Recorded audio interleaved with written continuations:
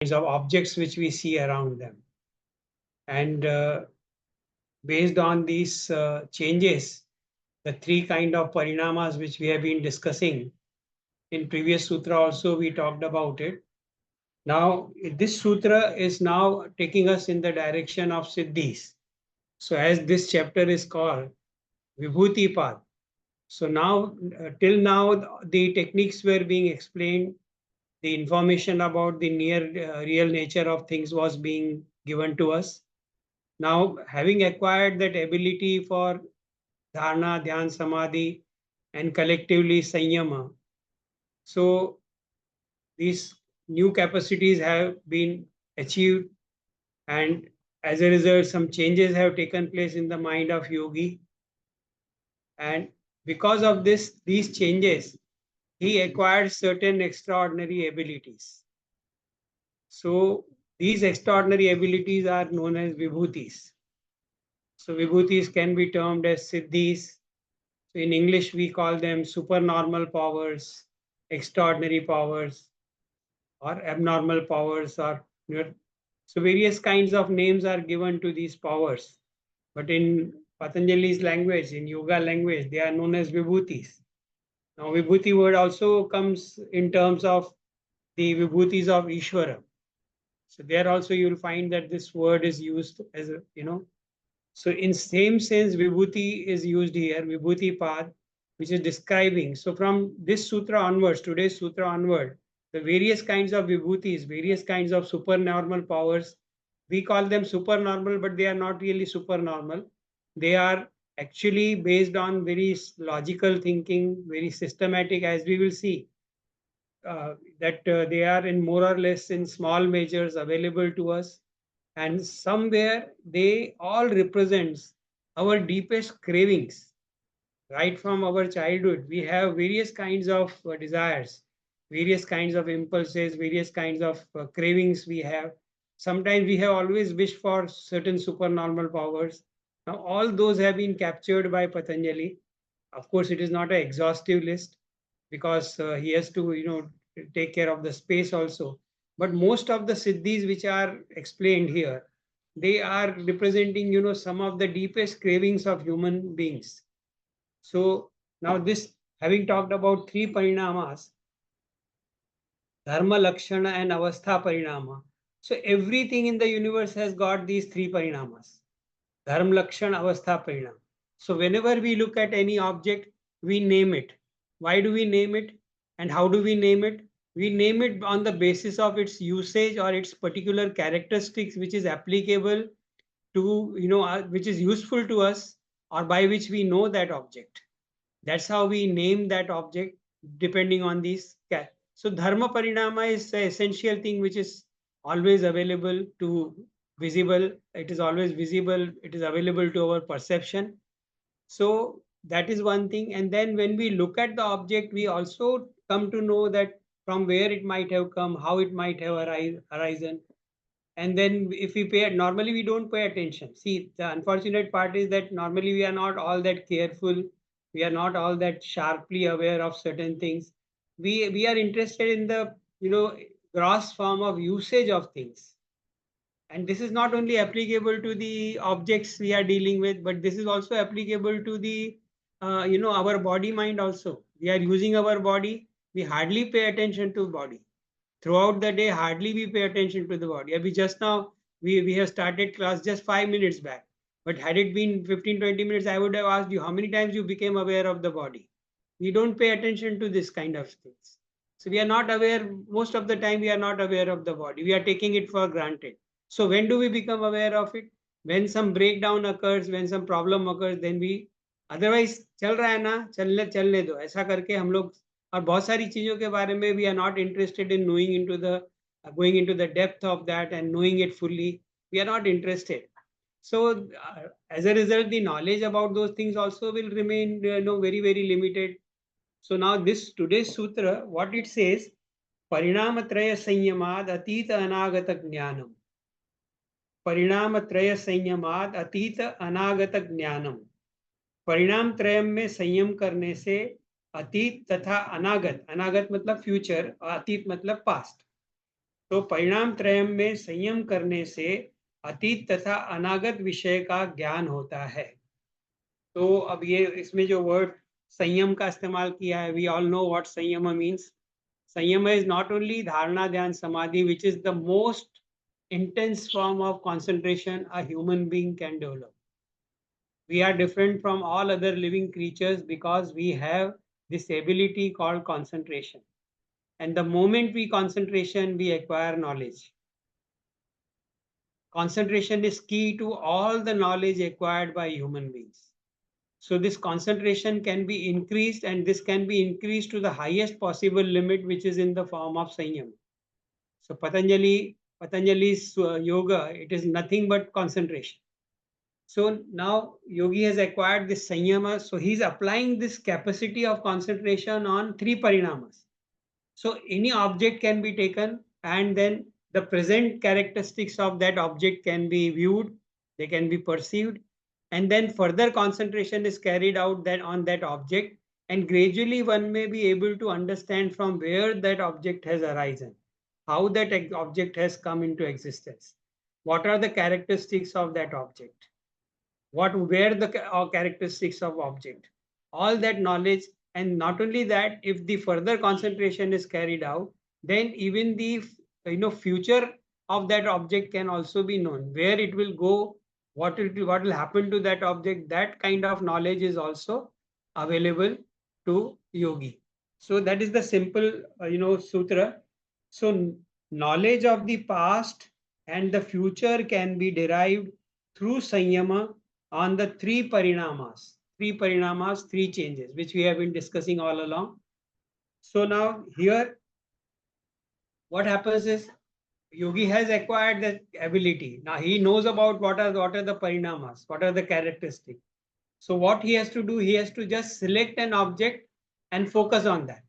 And that object, and we know the definition of samadhi. If you recall, what is the definition of samadhi? Tadevartha matra nirbhasam swarupa shunyameva sam samadhi. Tadeva artha matra nirbhasam. So mind is so focused on the object that mind as if becomes the object.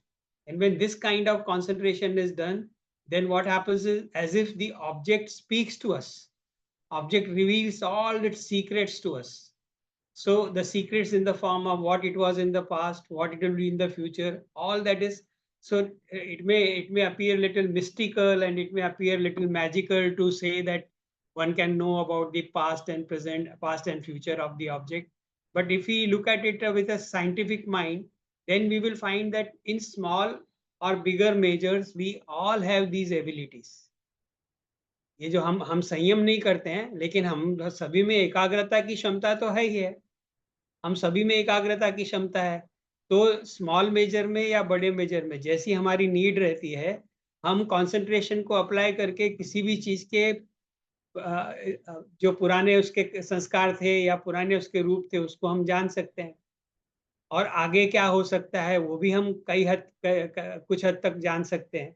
पर ये बहुत ही small major में हम लोगों के पास available है, क्योंकि we are not applied our mind, we are not trained our mind. But in case of a yogi, he is training his mind. So from that perspective, we have to understand this, that Sanyama and Dharma Lakshana Avastha Parinama will give the knowledge of present. Knowledge is always available. So whatever is the present form of the object that is available, so they can know about the past also, and they can know about the future also. That means they can have knowledge of three kala. So you might have come across this word in Indian literature, त्रिकालदर्शी. So त्रिकाल ज्ञानी, कोई कोई व्यक्ति ऐसे होते हैं जिनको त्रिकाल का ज्ञान, पास्ट का क्या ज्ञान होता है, फ्यूचर का ज्ञान होता है, और प्रेजेंट का ज्ञान तो अवेलेबल है ही है, पर प्रेजेंट का ज्ञान भी बहुत गहराई से वो देख पाते हैं. हम लोग इतना गहराई से नहीं देख पाते हैं, हम लोग इतना सुपरफिशियली उसको देखते हैं, लेकिन वो तो बहुत गहराई से देखते हैं. इसी से वो सिद्धि, और हम लोगों को लगता है कि कितनी एक्स्ट्रा ऑर्डिनरी चीज है. तो ये एक थोड़ा सा समझना है कि, और संयम जो है वो केवल धारणा ध्यान समाधि एक एस्पेक्ट पे नहीं है, वो वस्तु के जितने भी पॉसिबल एस्पेक्ट हो सकते हैं. जैसे मैंने एक बार एग्जांपल दिया था कि फूल, एक अगर या कोई कोई मैंने वो दिन जब भी क्लास में हम लोग मैंने अनंत का फूल आपको दिखाया था।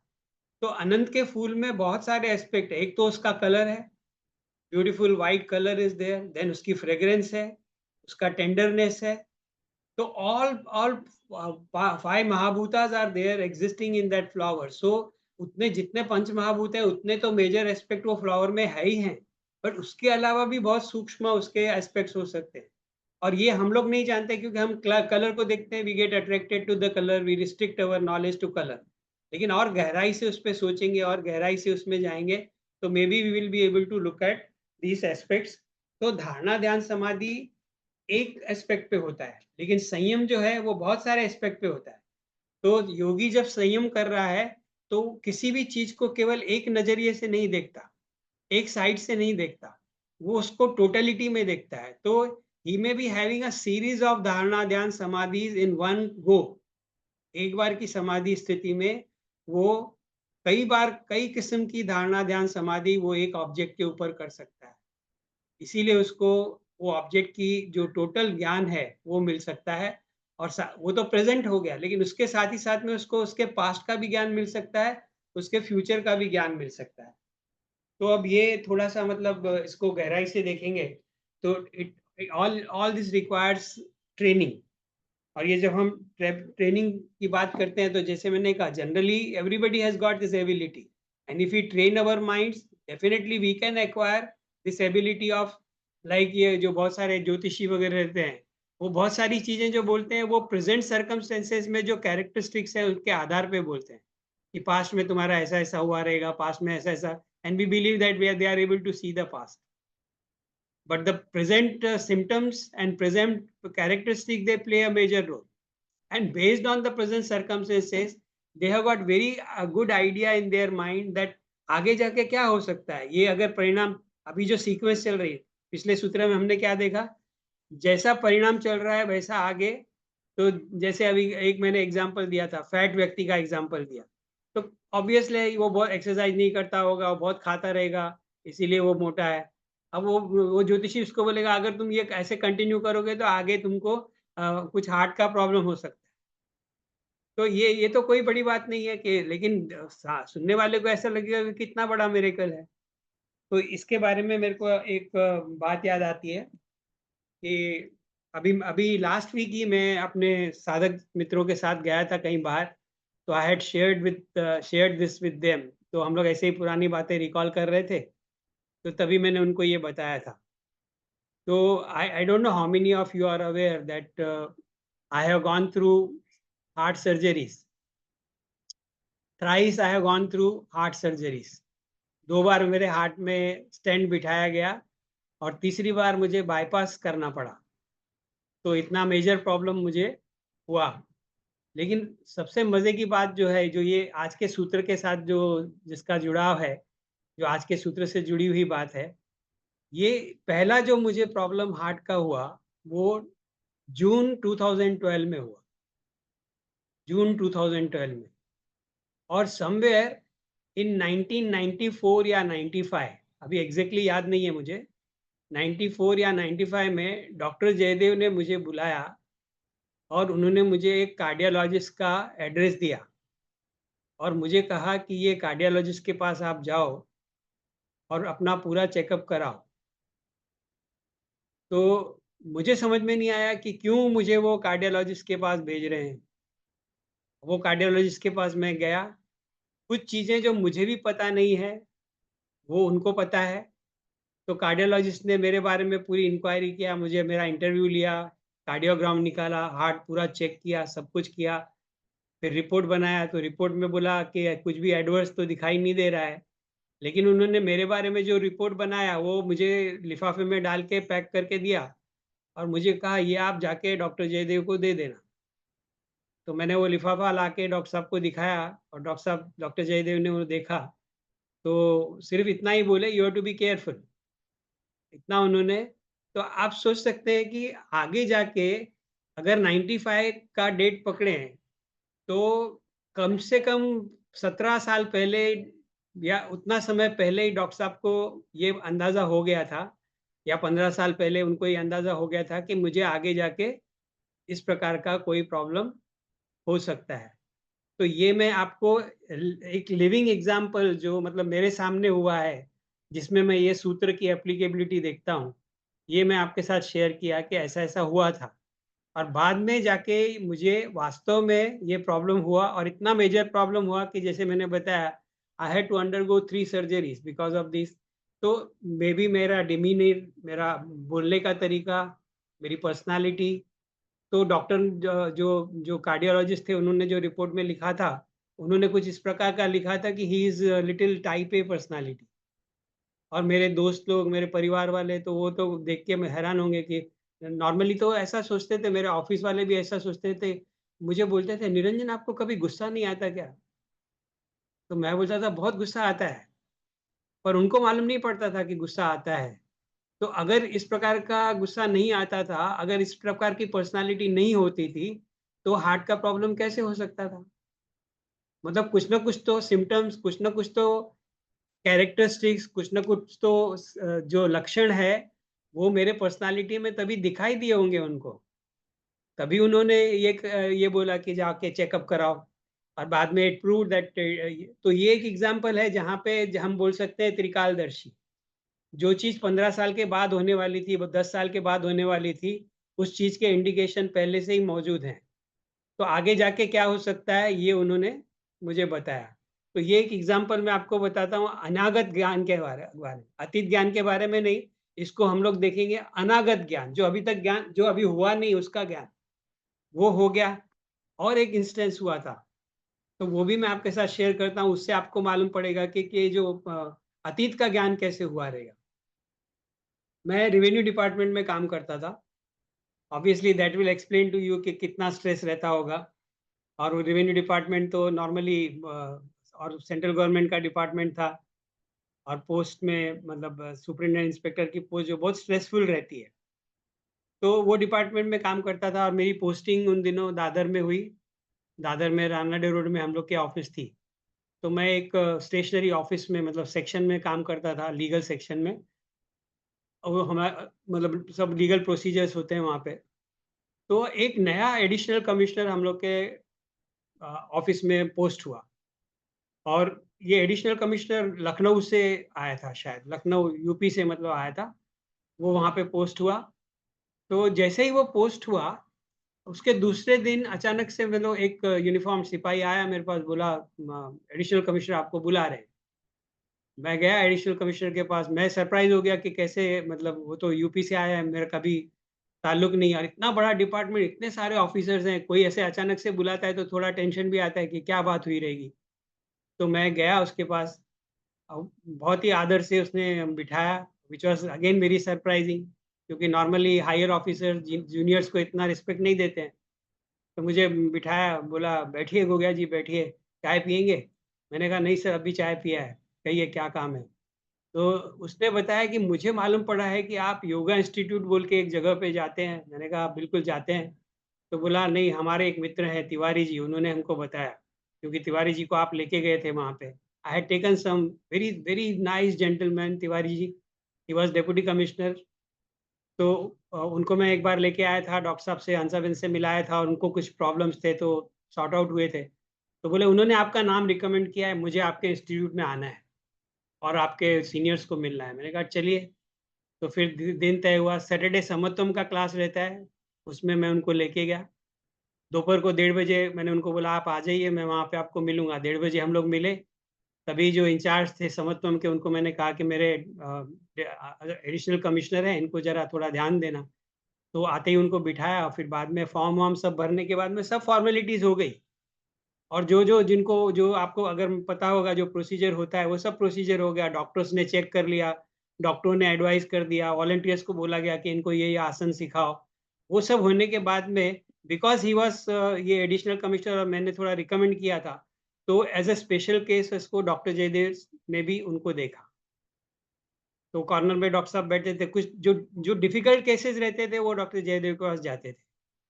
तो ये एडिशनल कमिश्नर वहाँ पे जाके बैठे, 10-15 मिनट बात किया, वहाँ से निकले, जो भी एडवाइस डॉक्टर साहब को देनी थी, वो दे दिया। ये सैटरडे की बात है। शनिवार को समत्वम होता है। उसके बाद में सैटरडे तो मैं तो अपना मैं एवरी सैटरडे वहाँ पे उन दिनों रहता था। ऐसा कोई भी मतलब साल में 2-4 सैटरडे होते होंगे जब मैं नहीं रहूँगा, नहीं तो साल के 52 के 52 सैटरडे मैं योगा इंस्टीट्यूट में ही रहता था, क्योंकि शाम को योग सूत्र का क्लास होता था। तो मैं 4-5 3-4 बजे तो वैसे भी पहुँच ही जाता था।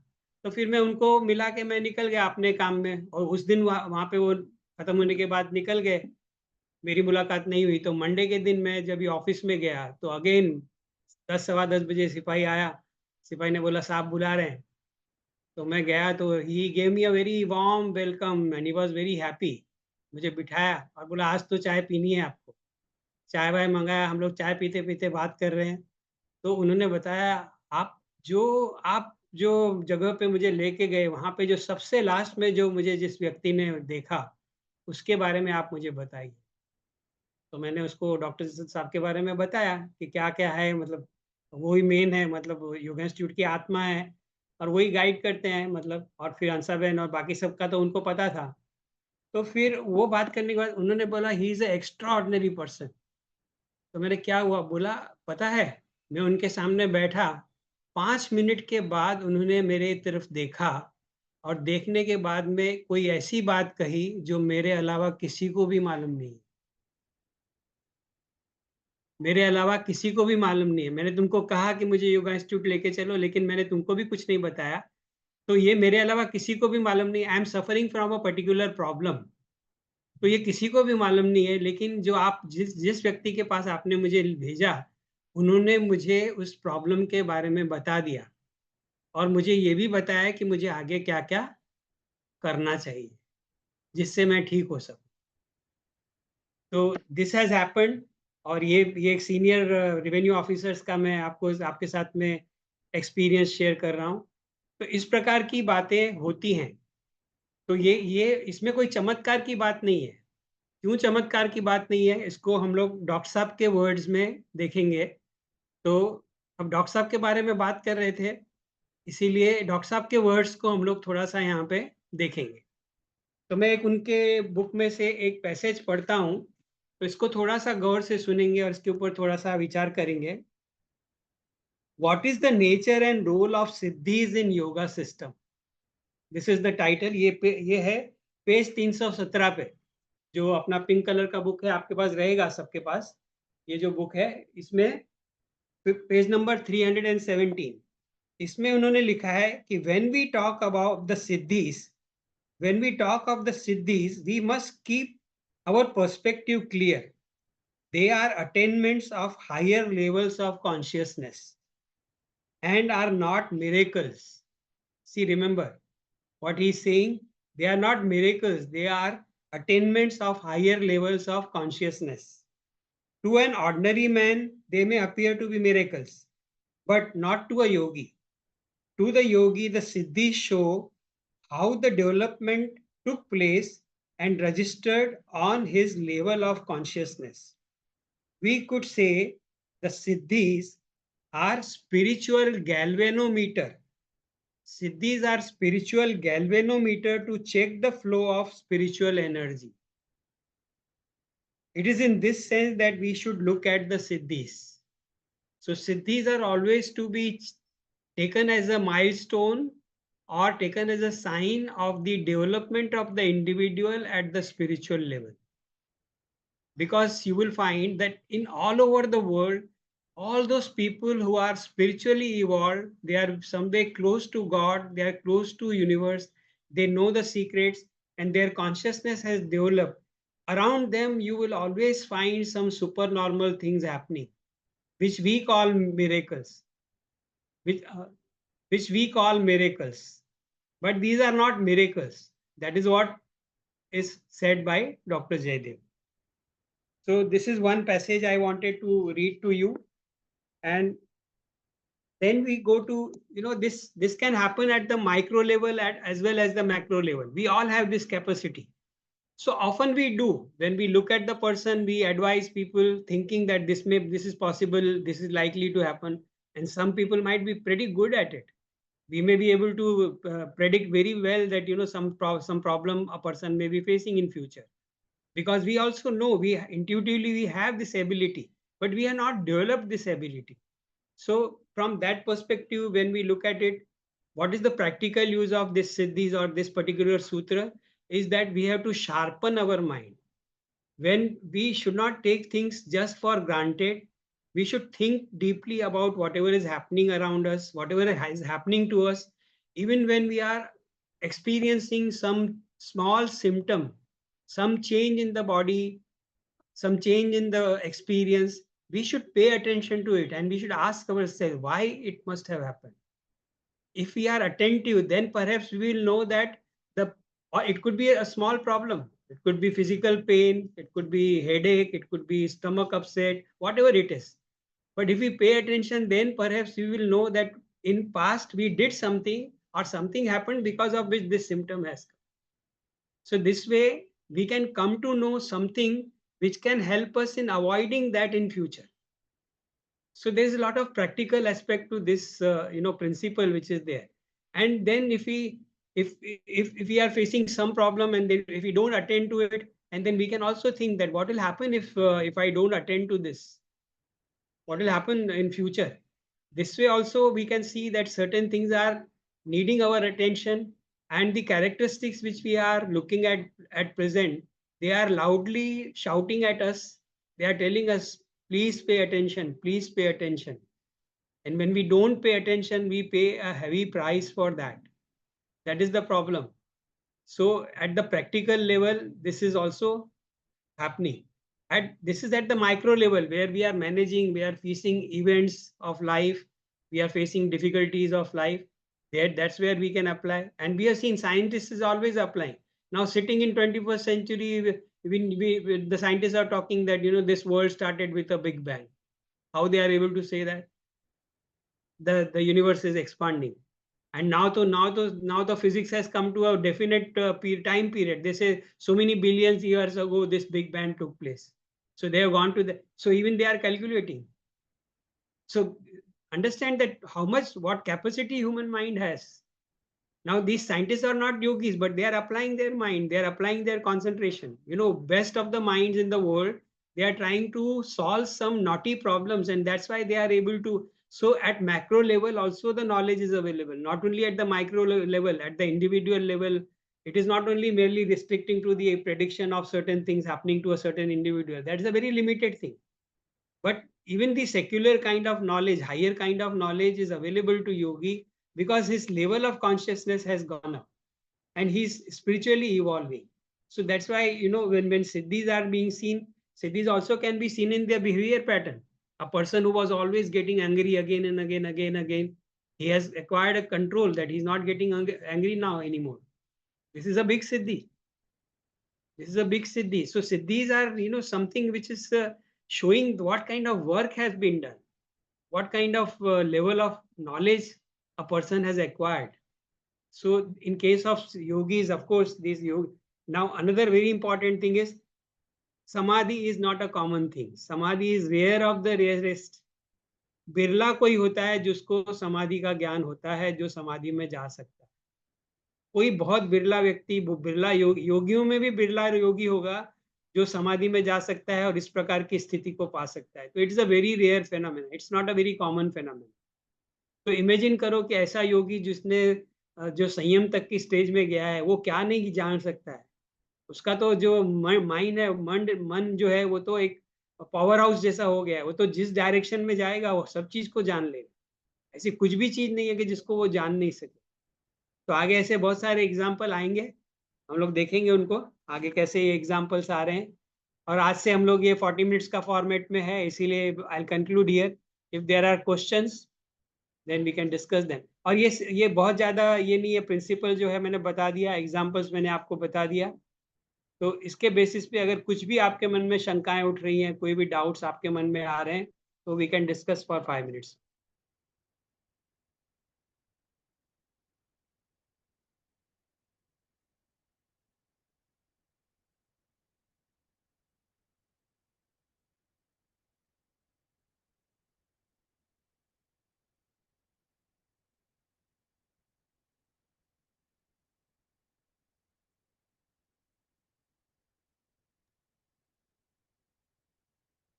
सिंस कोई भी सवाल नहीं आ रहा है, इसीलिए मैं स्वामी हरियानंद अरण्य का लास्ट पैरा में पढ़ता हूँ, सब लोग सुनेंगे।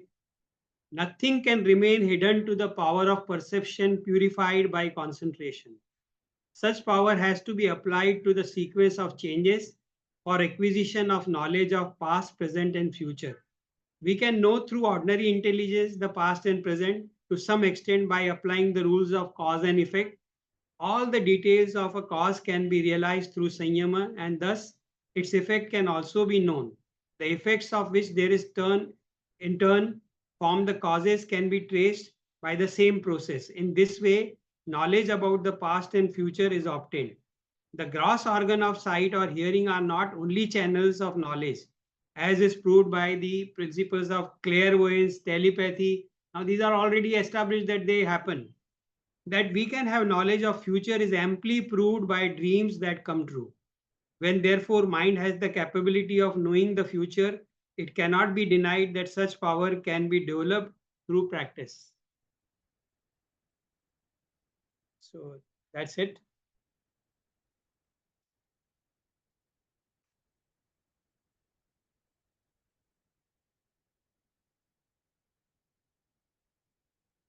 If you wish to contribute something, that is also welcome.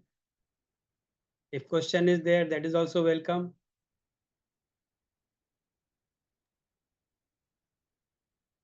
Sir, as you said, Dr. Jayadev could actually foresee, like, for so many years before. So actually, वो सूक्ष्म शरीर को महसूस कर पाते हैं, देख पाते हैं, like that, we can tell. नहीं, ये इसको हम लोग डिफाइन नहीं कर सकते हैं। इसको हम लोग डिफाइन नहीं कर सकते हैं, क्योंकि आदमी के मन की क्षमता इतनी है कि बहुत सारे लेवल्स पे वो एक साथ देख सकता है। Only training is required. Only training is required. तो डेफिनेटली नहीं बोल सकते कि ये ऐसा होता रहेगा, ऐसा डेफिनेटली नहीं बोल सकते। एंड एज यू सेड, जो ऑब्जेक्ट के ऊपर संयम करते हैं उसका सब कुछ पता चलता है। सो स्पेशली जैसे ब्रेथ पे किया, जैसे बुद्धा भगवान ने किया था, तो ब्रेथ पे किया, सो उसके रिलेटेड सब कुछ समझ में आता है। सो एज व्हाट द सिद्धीज पतंजलि ने भी जो भी बताई है, so is it related to breath या नहीं? उन्होंने तो ओम का कोई ऑब्जेक्ट नहीं किया है। See, you are talking about technique. Here, technique apply करने के बाद में what level of consciousness they attain, that will determine what they know.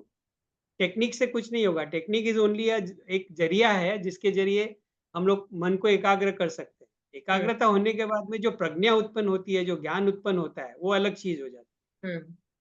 तो देयर आर वेरियस टेक्निक्स। कोई आदमी नाक के ऊपर ध्यान केंद्रित कर सकता है, पेट के ऊपर, सर के ऊपर, ब्रेथ के ऊपर, बॉडी के कोई पार्ट पे, सूर्य पे, चंद्रमा, आगे बहुत सारी सिद्धियां आएंगी। वो तो पतंजलि ने भी बताया। तो you will come to know. So every object will reveal different kind of siddhi. Okay. But overall, what principle is there, that there has to be a rise in the level of consciousness of a yogi. और हम लोगों में भी ये सब हो सकता है if we try to raise our levels of consciousness. अगर state of consciousness improve होता है, we go into a better state, definitely we will be able to know much more than we are capable of right now. That is a assured thing. That much is assured. That's true, and very simply you said कि अगर बार बार गुस्सा आ रहा है और अब नहीं आ रहा है तो वो भी एक सिद्धि हो गई। So that is very much simplified. Yeah. It's an unusual thing, ना? Yes, yes. मतलब हम वो तरीके से सोचते ही नहीं है कि ये भी हमने एक्चुअली कुछ सिद्ध कर लिया। भले वो छोटी चीज है, एक्चुअली